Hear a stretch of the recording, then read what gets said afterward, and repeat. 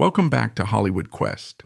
Today, we delve into the life of a woman who was the undisputed queen of that world, a woman born into a fortune so vast it's difficult to even comprehend, who married into another, and who held court in the heart of American power. Her name was Evalyn Walsh McLean, and she was a force of nature, charming, rebellious, generous, and breathtakingly extravagant. But her dazzling life became inextricably bound to a single object, a stone of mesmerizing deep blue beauty known as the Hope Diamond. It was a jewel with a history as dark and storied as Evelyn's life would become. This is a story about the intoxicating allure of immense wealth and the devastating emptiness that can accompany it. It's about a woman who believed she was immune to misfortune, who thought she could tame a curse with the sheer force of her will. It's a heartbreaking and cautionary tale that proves that all the gold in the world cannot shield a soul from tragedy, and that sometimes the things we desire most are the very things that lead to our undoing. To truly grasp the world that forged Evelyn, you have to understand the peculiar anxieties of the Gilded Age rich. They had the wealth of kings, but none of the security. They were haunted by the specter of their own humble origins, a deep-seated fear that the world still saw them as crude, uncultured upstarts. This fear fueled a desperate performance of sophistication. They didn't just buy art, they bought entire European castles and had them shipped stone by stone to the shores of Rhode Island. Their daughters, like Evelyn, were the ultimate status symbols, groomed and polished and often married off to titled but penniless European aristocrats in a crude trade of new money for old blood. It was a world of breathtaking insecurity, where your place in society was only as solid as your last grand gesture. And no one understood the power of a grand gesture better than Thomas Walsh. He wasn't just a lucky prospector. He was a character straight out of a storybook, a man with a booming laugh and an unquenchable optimism that had survived decades of failure. For years, he'd been chasing a dream in the treacherous mountains of Colorado, convinced that a particular patch of land, the Camp Bird Mine, held a mother lode, even after it had been abandoned by others. He poured everything he had into it, and in 1896 his faith was rewarded on a scale that defies belief. He struck a vein of gold so pure and so vast it was like finding a river of liquid sunlight. The discovery made him one of the richest men in the world, literally overnight. Having known true poverty, he treated money with a kind of joyful reverence, seeing it not as a tool for power, but as a magic wand to create happiness and banish hardship forever. He famously installed a private telephone line directly from his Washington mansion to the Camp Bird Mine in Colorado, not just for business, but so he could hear the comforting daily rumble of the machinery that was the source of his family's miracle. This was the philosophy he passed on to his daughter, that money was a shield, an endless glittering barrier that could protect them from all the sorrows of the world. It was a loving but ultimately dangerous lesson. Life inside their Massachusetts Avenue mansion was a constant, dizzying education in power. From her earliest years, Evelyn didn't just read about important men in the newspapers. She saw them in her own home, drinking her father's whiskey and laughing in his parlor, senators hashing out backroom deals, ambassadors with foreign accents, grizzled mining tycoons, and even presidents. They were the background characters of her childhood. This normalized immense power and influence for her. It wasn't something to be awed by. It was simply the air she breathed. It fostered in her a casual intimacy with the mechanics of the world, stripping away any sense of limitation and instilling a belief that she, too, was a player on that grand stage, not merely a spectator. But for all its glamour, This world was a cage, especially for a woman of Evelyn's restless spirit. Her path was rigidly defined.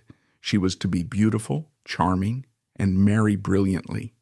Her ambition was to be channeled into becoming the perfect hostess, her intelligence into witty dinner conversation. Her identity was to be an accessory to her father's fortune, and later her husband's. It was a life of exquisite, suffocating boredom. And so while she played the part, a deep, rebellious hunger grew within her, a craving for a story of her own, for something that was uniquely hers, something that couldn't be bought, controlled, or predicted. She was a woman searching for a destiny, and in the heart of a cursed blue diamond, she was about to find one that would grant her wish in the most terrible way imaginable. Evelyn's childhood was anything but ordinary.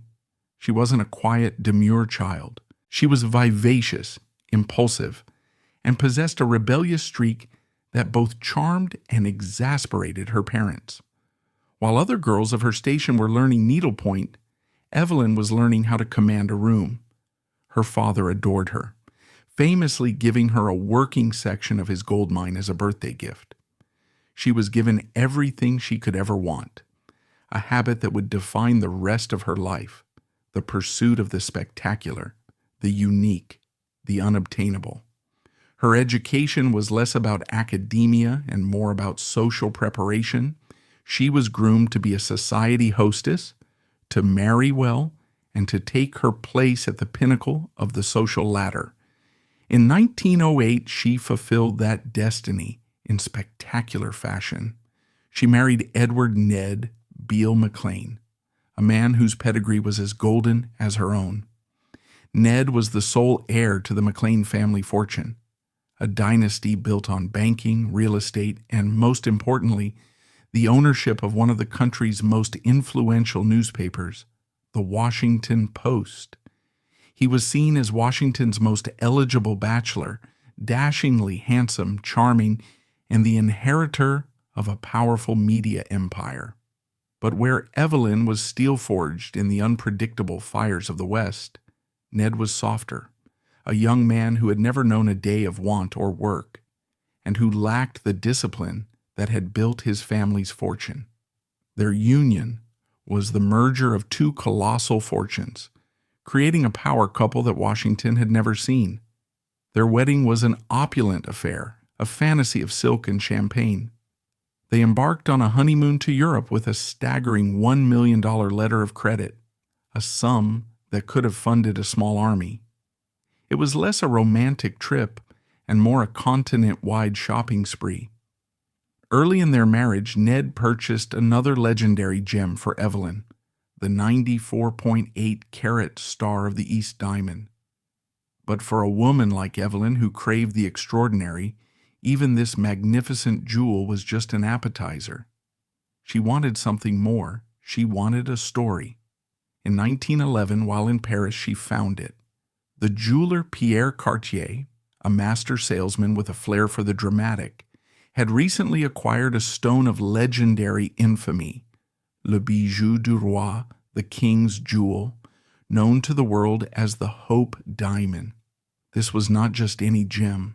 It was a 45.5 2-carat deep grayish-blue diamond with a fiery red phosphorescence.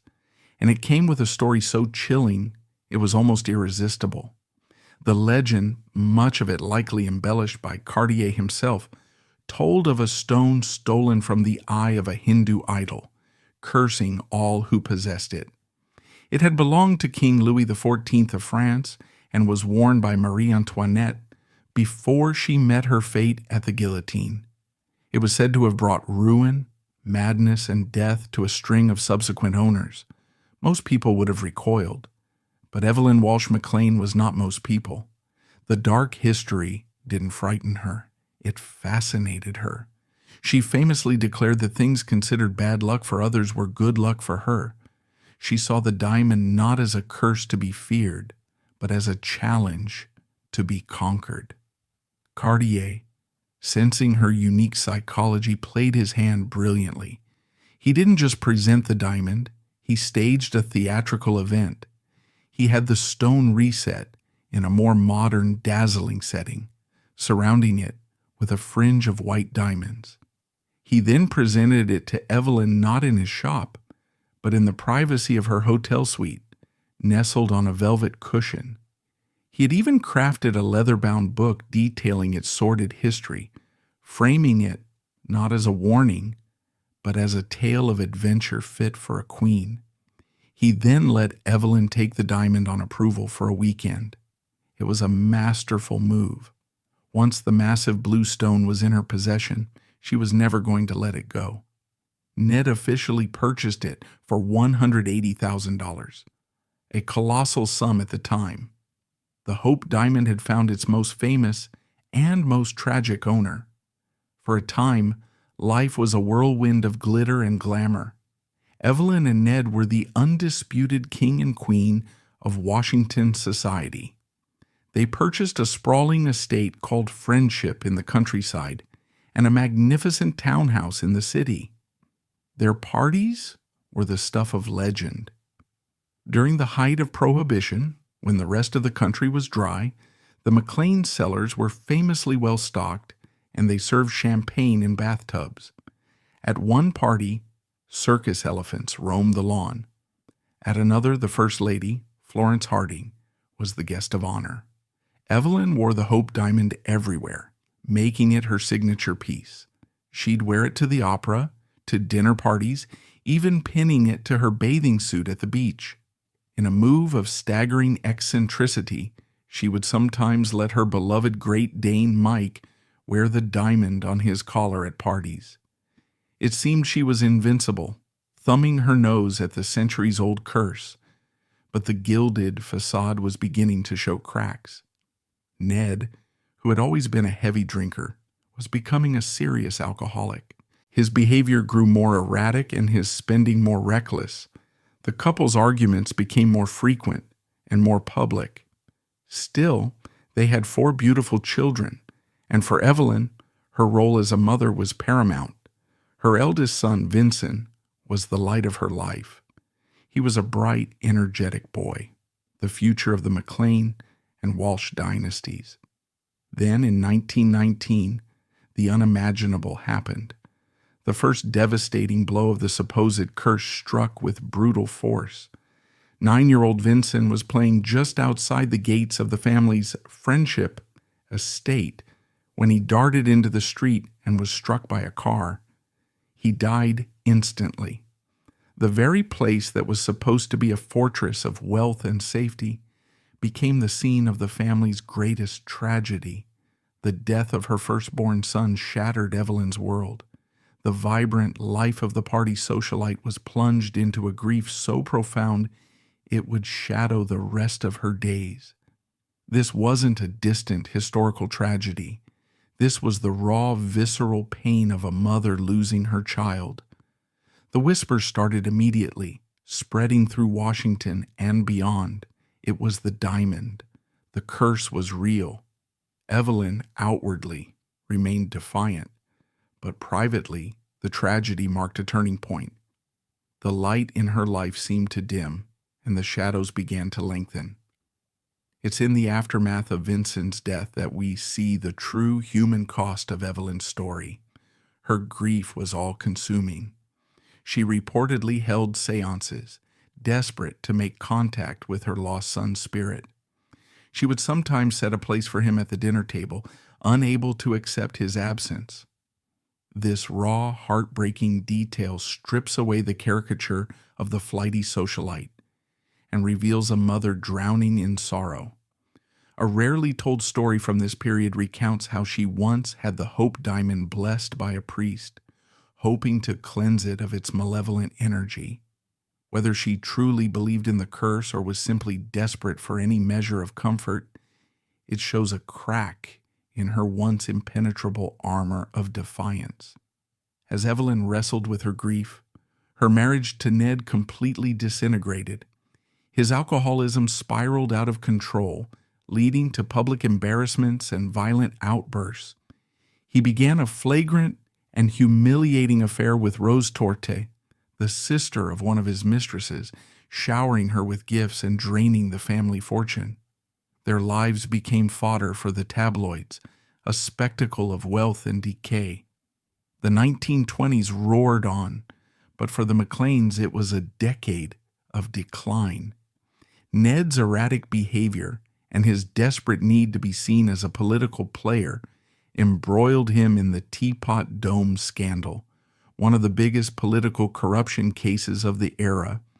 In a foolish attempt to ingratiate himself with powerful men, he falsely claimed to have loaned money to the Secretary of the Interior, Albert Fall. It was a lie that unraveled under investigation, bringing further shame upon the family and costing him what little credibility he had left. By the early 1930s, he was declared mentally incompetent and was committed to a psychiatric institution. Evelyn was left to manage the collapsing empire alone. The Great Depression hit, and even the vast McLean fortune was not immune. Bad investments and Ned's profligate spending had taken their toll. In 1933, in a moment of profound defeat, Evelyn was forced to sell the family's crown jewel, the Washington Post, at a bankruptcy auction. The paper that had been the bedrock of the McLean dynasty was bought by financier Eugene Meyer for a fraction of its worth. The empire was gone. Yet tragedy was not finished with Evalyn Walsh McLean. Her daughter, named Evelyn but known as Evie, had grown up in this chaotic, grief-stricken household, hailed as the 100,000 baby at her birth. Because of a lavish trust fund, her life was another testament to the failure of money to provide security. She married a young senator but struggled with her own demons, battling addiction to prescription medication. In 1946, at the age of just 25, Evie was found dead from an overdose of sleeping pills. It was the final crushing blow. To lose one child is a tragedy beyond measure. To lose two is a torment few can comprehend. The narrative of the curse was now seemingly complete. The diamond had claimed her son, her husband's sanity, her fortune, and now her daughter. Through it all, there was one constant: the Hope Diamond. She never sold it. Even when she was forced to pawn other jewels to pay for groceries, she refused to part with the magnificent blue stone. Perhaps she felt it was all she had left of her former life. Or perhaps in a strange, twisted way, she saw it as a companion in her suffering, a tangible symbol of the great joys and profound sorrows that had defined her existence. One poignant quote attributed to her in her later years reveals her complex relationship with the gem. "I'm not so sure that it has brought me bad luck. It has brought me a lot of exciting things, the good and the bad, you know. It is impossible to discuss the life of Evalyn Walsh McLean without confronting the central question. Was she the victim of a supernatural curse or a series of tragic, but ultimately explainable human events? The case for coincidence is compelling. The early 20th century was a dangerous time. Child mortality was higher than it is today, and the rise of the automobile brought with it a new and deadly risk, as tragically demonstrated by Vincent's accident. Alcoholism and mental illness, like that which consumed Ned McLean, were poorly understood and stigmatized, often leading to institutionalization rather than effective treatment. Addiction to prescription drugs, which led to Evie's death, was a growing and often hidden problem. And the financial ruin? It can be attributed to the Great Depression combined with decades of reckless spending and poor financial management. From a purely rational perspective, one could argue that the McLean's lifestyle, excessive, unrestrained, and lived under the constant pressure of the public eye, made them more susceptible to these kinds of tragedies, with or without a cursed diamond. And yet the sheer weight and relentless succession of the calamities are staggering. It wasn't just one tragedy, it was a cascade of ruin.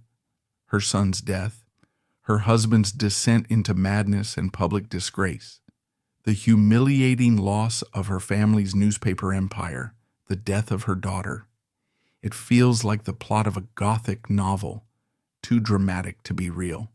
This is the heart of the debate. Could the belief in the curse itself have become a self-fulfilling prophecy? Perhaps owning an object of such dark legend gave Evelyn a strange permission to live more recklessly, to push boundaries, to believe she was the exception to every rule until she no longer was. The Hope Diamond became the perfect scapegoat, a beautiful silent villain upon which to project a family's unimaginable pain. The curse narrative is simpler, more romantic, and perhaps more comforting than the chaotic, random cruelty of life itself. Evalyn Walsh McLean died in 1947 of pneumonia at the age of 60. She was found in her once grand home, Friendship, deeply in debt. The woman who once spent $1 million on a honeymoon died with her estate owing hundreds of thousands. Her life serves as one of history's most potent cautionary tales about the vanity of wealth. She had everything money could buy, but it couldn't purchase happiness, save her children, or mend her broken heart.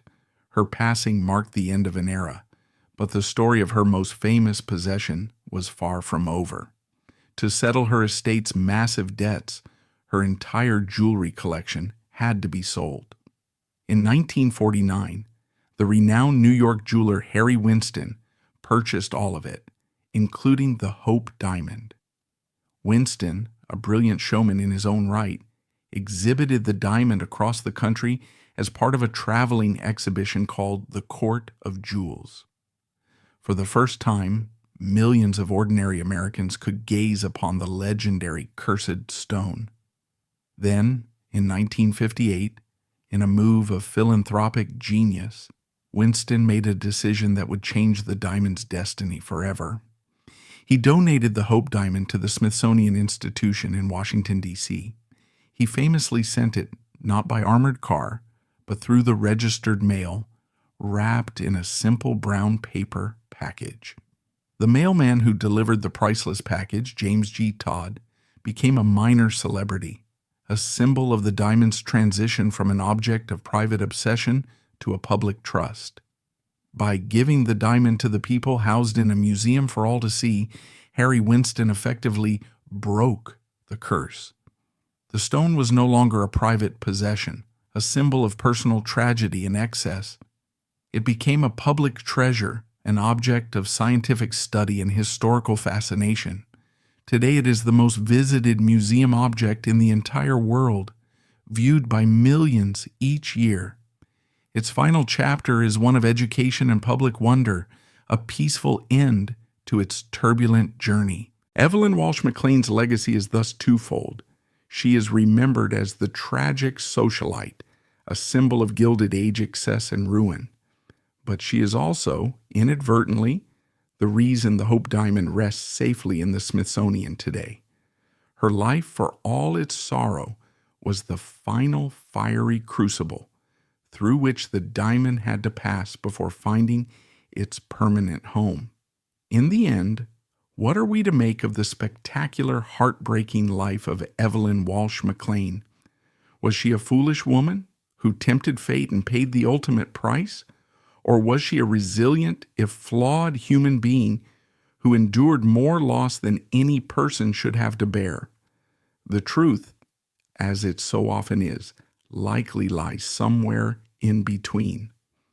Her story is a powerful, poignant reminder that a life's value is not measured in carats or in bank accounts.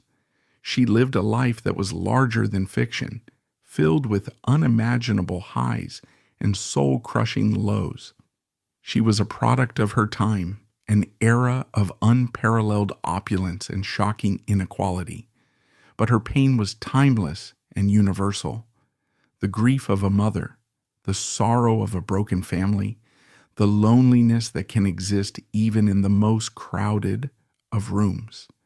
Evalyn Walsh McLean held one of the world's most coveted objects in her hands for most of her adult life, yet she died in debt and shrouded in sadness. Perhaps the true curse of the Hope Diamond wasn't supernatural at all.